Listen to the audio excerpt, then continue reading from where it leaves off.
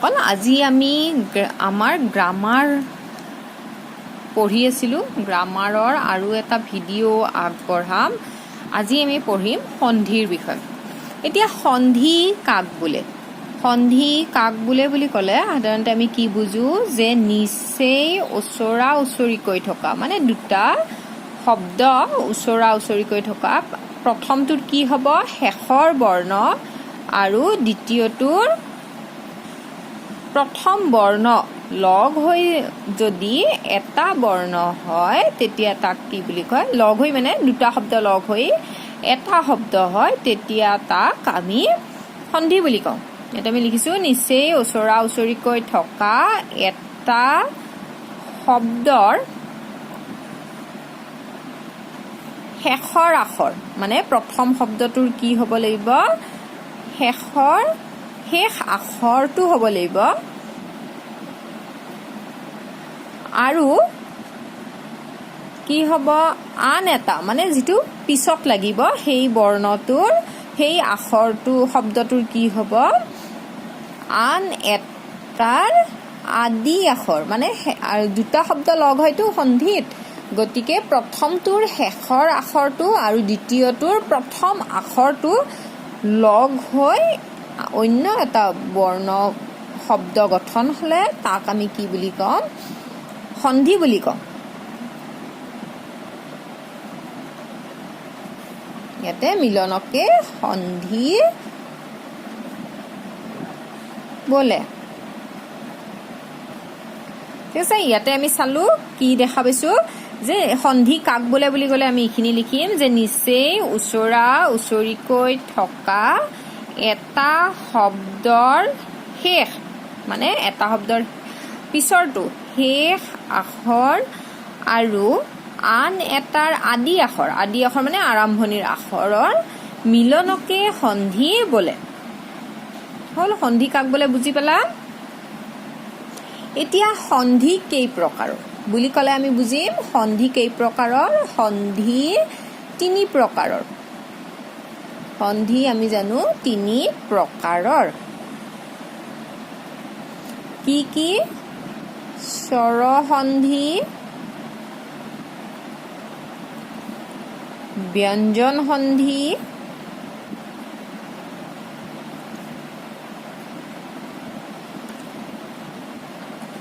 স্বৰসন্ধি হ'ল এটা, ব্যঞ্জন সন্ধি আৰু আনটো ৩ নম্বৰটো হৈছে বিসৰ্গ সন্ধি। বিসৰ্গ সন্ধি, এই তিনিটা সন্ধিৰ ভাগ। বুজি পাইছা? সন্ধি তিনিটা কি কি? সন্ধি তিনি প্ৰকাৰৰ: স্বৰসন্ধি, ব্যঞ্জন সন্ধি আৰু বিসৰ্গ সন্ধি। এতিয়া চাবা স্বৰসন্ধি কাক কয়? যদি আমি চাওঁ যে স্বৰসন্ধি কাক বোলে বুলি যদি আমাক সোধা হয়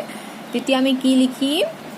যে স্বৰবৰ্ণৰ লগত স্বৰবৰ্ণৰ মিলনকে স্বৰসন্ধি বুলি কোৱা হয়। কি বুলি লিখিম? স্বৰ বৰ্ণৰ লগত স্বৰবৰ্ণৰ মিলনক বা মিলন হলে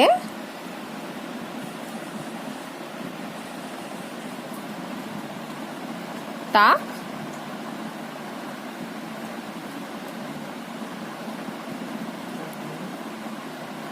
স্বৰসন্ধি বোলে। ঠিক আছে,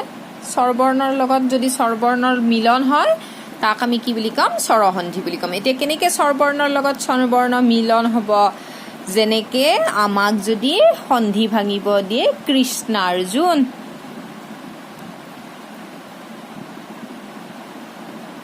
এইটো কৃষ্ণাৰ্জুন দিছে, ইয়াক আমি ভাঙিলে কি হ'ব? কৃষ্ণ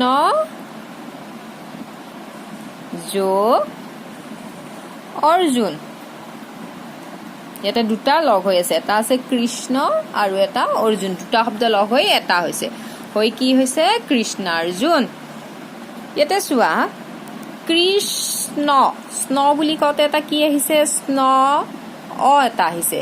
আৰু ইয়াৰে প্ৰথম শব্দটো কি আছে অ আছে হলনে মানে স্বৰসন্ধি মই কলো না স্বৰবৰ্ণৰ লগত স্বৰবৰ্ণৰ মিলন হলে তাক স্বৰসন্ধি বুলি কোৱা হয় এতিয়া কৃষ্ণাৰ্জুন শব্দটো চাবা কৃষ্ণ স্ন বুলি কতে এটা অ আহিছে ইয়াতে মানে অটো লুপ্ত হৈ আছে আৰু এফালে অৰ্জুন অৰ্জুনতো কি আছে এটা অ আছে যেতিয়া অ আৰু অ লগ হয় তেতিয়া কি হয় আ হয় বুজি পাইছানে এই আকাৰডাল হয় সেই কাৰণে আমি ইয়াতে যেতিয়া ইয়াতেও অ আছে ইয়াতেও অ আছে দুটা অ লগ হলে কৃষ্ণ আৰু অৰ্জুন ইয়াৰে অ লগ হৈ কি হৈ গৈছে আকাৰ হৈ গৈছে আৰু জুনটো থাকি গল জুন তো কি হল কৃষ্ণ অ লগ হৈ আকাৰ হল হৈ কি হল কৃষ্ণা আৰু অৰ্জুন অৰ্জুনৰ অটো গুচি আহিল জুন তো লগ হৈ কি হল কৃষ্ণাৰ্জুন বুজি পাইছা স্বৰবৰ্ণ কি হব যোগ চিনৰ আগতেও স্বৰ থাকিব লাগিব স্বৰবৰ্ণ থাকিব লাগিব আৰু যোগ চিনৰ পিছফালেও স্বৰবৰ্ণ থাকিব লাগিব তেতিয়া কি হয় তেনেকুৱা সন্ধি বিলাকক আমি স্বৰসন্ধি বুলি কওঁ বুজি পাইছা আৰু ইয়াতে কি কৈছে চাবা স্বৰসন্ধিত কি হয় যেনেকে আমি ইয়াতে লিখিলো অ যোগ অ দুটা অ লগ হতে আমি কি কলো আ হৈ গল সেইকাৰণে কৃষ্ণাৰ্জুনত আকাৰ নাছিল ইয়াতে ইয়াৰে অ লগ হৈ ইয়াতে আকাৰ হৈ গল কৃষ্ণাৰ্জুনত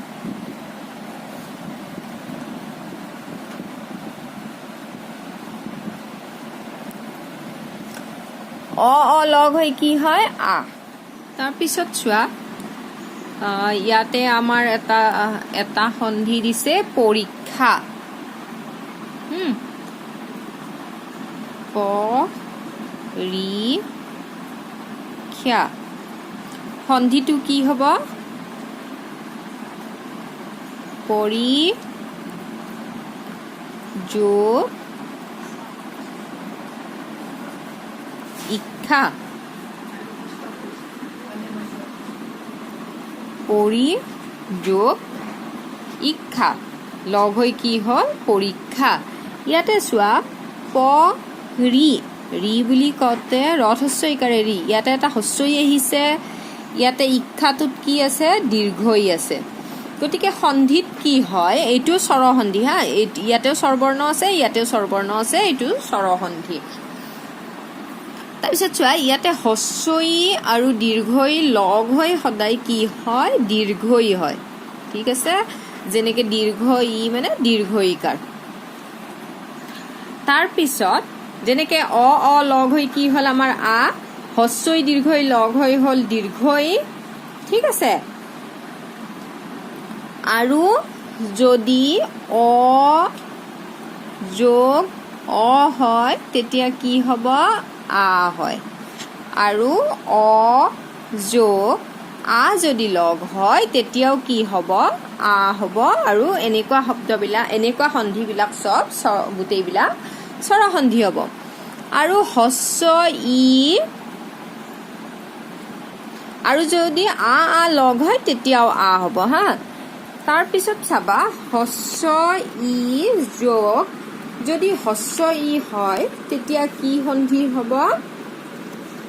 তেতিয়া সেইটো স্বৰসন্ধি হব যিবিলাকত স্বৰবৰ্ণ থাকে তাৰ পাছত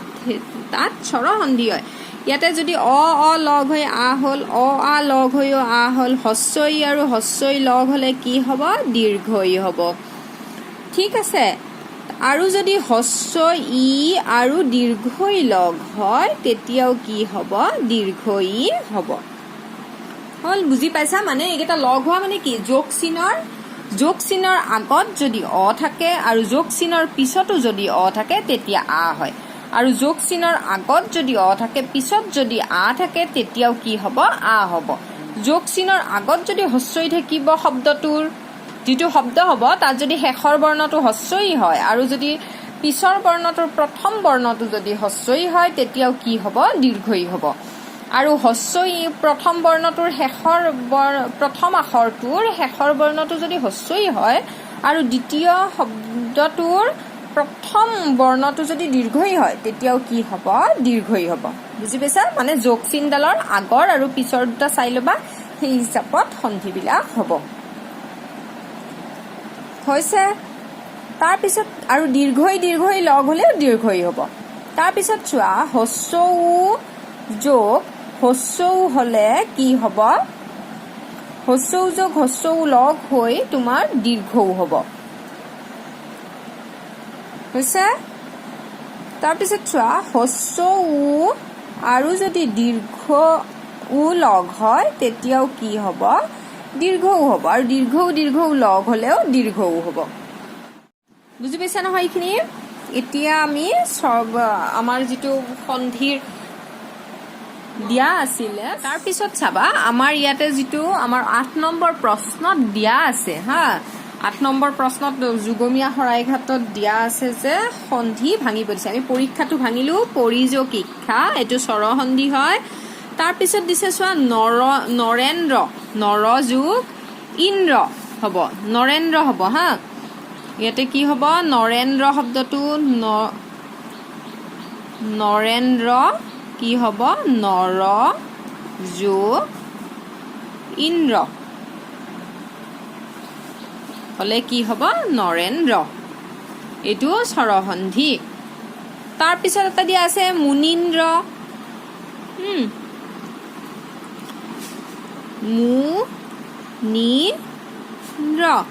মুনীন্দ্ৰটো কি হ'ব মুনি যোগ ইন্দ্ৰ মুনীন্দ্ৰ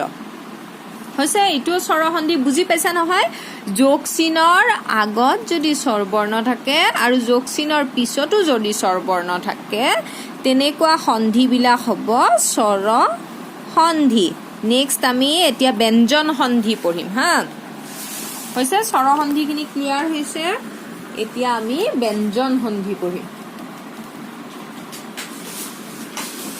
ব্যঞ্জন সন্ধিটো কি চাবা ব্যঞ্জন সন্ধি কাক বোলে যদি দিয়ে ব্যঞ্জন সন্ধি ব্যঞ্জন সন্ধি কাক বোলে স্বৰবৰ্ণ বা ব্যঞ্জন বৰ্ণৰ লগত স্বৰবৰ্ণও থাকিব পাৰে যোগ চিনৰ আগত বা কি থাকিব পাৰে ব্যঞ্জন বৰ্ণও থাকিব পাৰে যোগ চিনৰ আগত যদি তোমাৰ এটা স্বৰবৰ্ণ থাকে আৰু এটা যদি ব্যঞ্জন বৰ্ণ থাকে তেনেকুৱা সন্ধিবিলাক কি সন্ধি হয় ব্যঞ্জন বৰ্ণ ব্যঞ্জন সন্ধি হয় আৰু যদি ব্যঞ্জন বৰ্ণ থাকে যোগ চিনৰ আগত বা পিছত তেতিয়াও তেনে সন্ধিবিলাক কি হয় ব্যঞ্জন সন্ধি হয় এতিয়া ব্যঞ্জন সন্ধি কাক বোলে ব্যঞ্জন বৰ্ণৰ লগত ব্যঞ্জন বৰ্ণ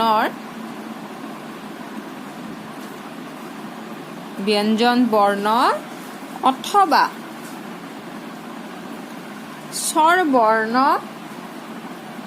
ইয়াতে এইখিনিত কি লিখিলো ব্যঞ্জন বৰ্ণৰ লগত ব্যঞ্জন বৰ্ণ মানে যোগ চিনৰ দুইফালে ব্যঞ্জন বৰ্ণ থাকিব পাৰে তাৰপিছত দিছো অথবা এটা যদি স্বৰবৰ্ণ থাকে স্বৰবৰ্ণৰ লগত ব্যঞ্জন বৰ্ণৰ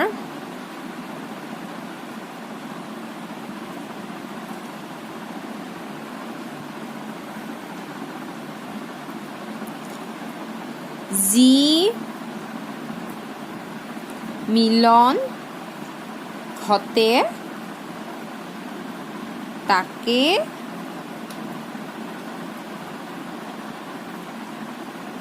ব্যঞ্জন সন্ধি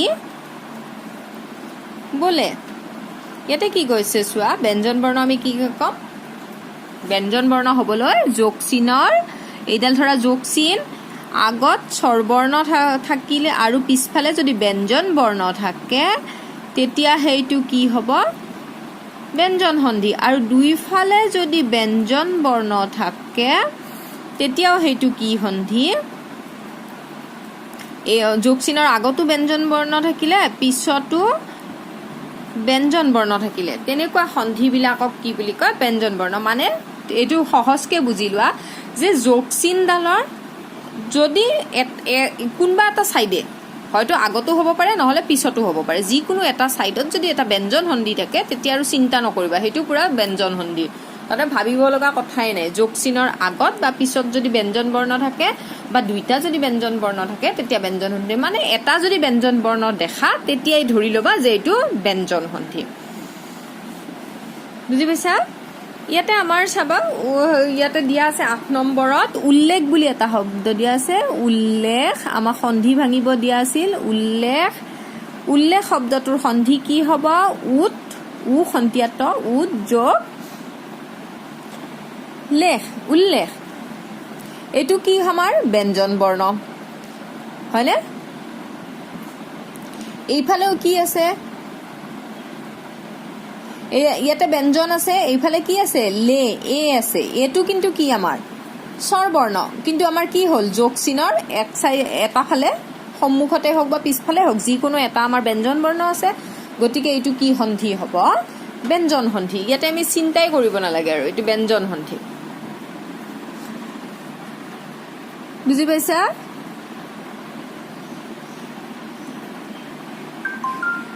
তাৰ পিছত এটা চোৱা উন্নতি বুলি এটা শব্দ দিয়া আছে উন্নতি ন তথসিৰে টি উন্নতি কি হ'ব উদ যোগ নতি ইয়াতেও কি হ'ল দটো ব্যঞ্জন বৰ্ণ আৰু নটো ব্যঞ্জন বৰ্ণ দুই ফালে এইটোও ব্যঞ্জন আছে যোগ চিনৰ আগতো ব্যঞ্জন আছে পিছতো ব্যঞ্জন আছে গতিকে এইটো আমাৰ কি ব্যঞ্জন সন্ধি হল এটা নেক্সট আমি পঢ়িম কি পঢ়িম বিসৰ্গ সন্ধি হা বিসৰ্গ সন্ধি কাক বোলে বিসৰ্গ সন্ধিত ব্যঞ্জন সন্ধি হল যোগ চিনৰ যদি দুই ফালে থাকে তাক দুই ফালে যদি স্বৰবৰ্ণ থাকে এটো স্বৰ সন্ধি যোগ চিনৰ যদি দুইটা সাইডৰ যিকোনো এটা ফালে যদি ব্যঞ্জন বৰ্ণ থাকে তেতিয়া হেতু ব্যঞ্জন সন্ধি এতিয়া আমি পঢ়িম বিসৰ্গ সন্ধি বিসৰ্গ সন্ধি সন্ধিখিনি মনোযোগেৰে পঢ়িবা হা সন্ধিখিনি মানে অসমীয়া পঢ়িলে সদায় সন্ধি লাগিব যেতিয়ালৈ পঢ়া 11 পঢ়া 12 পঢ়া 10 পঢ়া মতে সন্ধি সদায় লাগিব আৰু সন্ধিত সদায় কনফিউজন থাকি যায় যিমান পঢ়ালেও সন্ধিটো আৰু কি হয় সদায় কিবা নহয় কিবা এটা সন্ধিৰ ক্ষেত্ৰত কনফিউজন এটা থাকিয়ে যায় আমি প্ৰত্যেক বছৰে সন্ধি পঢ়াও কিন্তু পিছৰ বছৰত ধৰা আকৌ ক'ব মেম সন্ধিখিনি ভালকে বুজি পোৱা নাই গতিকে এইটো সন্ধিখিনি অলপ মনোযোগ দি পঢ়িবা সন্ধিখিনি সদায় মনোযোগ দি পঢ়িলে আৰু মাজে মাজে পঢ়ি ৰিপিট কৰি থাকিবা নহলে পাহৰি যায় এতিয়া চোৱা আমি বিসৰ্গ সন্ধিটো পঢ়িম বিসৰ্গ সন্ধি হৈছে স্বৰবৰ্ণ আৰু ব্যঞ্জন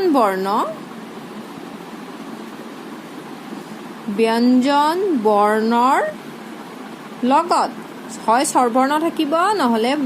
ব্যঞ্জন বৰ্ণ থাকিব তাৰ লগত বিসৰ্গ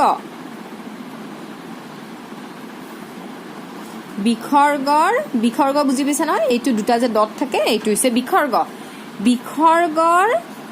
সন্ধি যদি হয় তেতিয়া তেনে সন্ধিক আমি কি বুলি কওঁ বিসৰ্গ সন্ধি বুলি কওঁ বিসৰ্গ সন্ধি হলে তা কি বুলি কওঁ বিসৰ্গ সন্ধি বুলি কওঁ তাক বিসৰ্গ সন্ধি বোলে এটা বুজি পাইছা ইয়াতে কি হ'ব যোগ চিনৰ আগফাল বা পিছফালত যোগ চিনৰ আগতে হ'ব পাৰে বা পিছতো হ'ব পাৰে স্বৰবৰ্ণ থাকিব কিন্তু এটা কি থাকিব লাগিব বিসৰ্গ থাকিব লাগিব বিসৰ্গ থাকে যদি তেতিয়া তেনেকুৱা সন্ধি কি সন্ধি বুলি কম বিসৰ্গ সন্ধি বুলি কম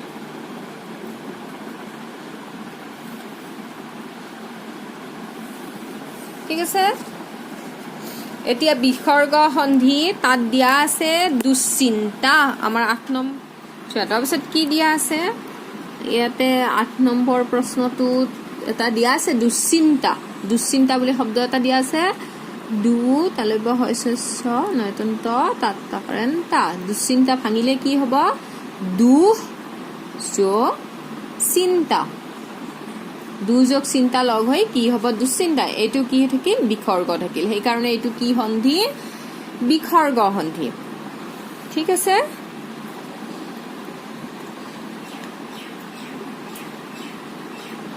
আৰু চাবা তেনেকুৱা কি কয় বিসৰ্গ সন্ধি নিস্তেজ কি হ'ব নি যোগ তেজ এইখিনি এইটো এটা বিসৰ্গ সন্ধি ইয়াতেও কি আছে যোগ চিনৰ আগত বিসৰ্গ আছে মুঠতে ইয়াতে কি কৈছিল হয়তো ইয়াতে আৰু একো চাপত দৰকাৰ নাই তোমাক যদি বাচিব দিয়ে বিসৰ্গ সন্ধি কেনেকে বাচিবা তেতিয়াহ'লে ইয়াতে একো চোৱাৰ দৰকাৰ নাই যোগ চিনৰ আগত বা পিছত চাবা যদি বিসৰ্গ আছে এইটো বিসৰ্গ সন্ধি ঠিক আছে যোগ চিনৰ পিছত সাধাৰণতে নাথাকে আগতে থাকে ইয়াতে স্বৰবৰ্ণও থাকিব পাৰে ব্যঞ্জন বৰ্ণও থাকিব পাৰে সেয়া আমাৰ গুৰুত্ব দিয়াৰ কথা নহয় আমি মাত্ৰ বিসৰ্গটো দেখো যদি সেয়া বিসৰ্গ সন্ধি এতিয়া বুজি পালা স্বৰসন্ধি কি আছিল য'ত যোগ চিনৰ আগত বা পিছত স্বৰবৰ্ণ থাকে দুইটা স্বৰবৰ্ণ থাকিব লাগিব যোগ চিনৰ আগতো থাকিব লাগিব পিছতো থাকিব লাগিব স্বৰবৰ্ণ থাকিলে তেতিয়া সেইটো স্বৰসন্ধি ব্যঞ্জন সন্ধি কি যে যোগ চিনৰ আগত বা পিছত দুইটা ব্যঞ্জন বৰ্ণও হ'ব পাৰে বা এটা স্বৰবৰ্ণ এটা ব্যঞ্জন বৰ্ণ হ'ব মুঠতে এইটো মনত ৰাখিবা যে যোগ চিনৰ আগত বা পিছত যদি এটা ব্যঞ্জন বৰ্ণ থাকে তেতিয়াহ'লে সেইটো ব্যঞ্জন সন্ধি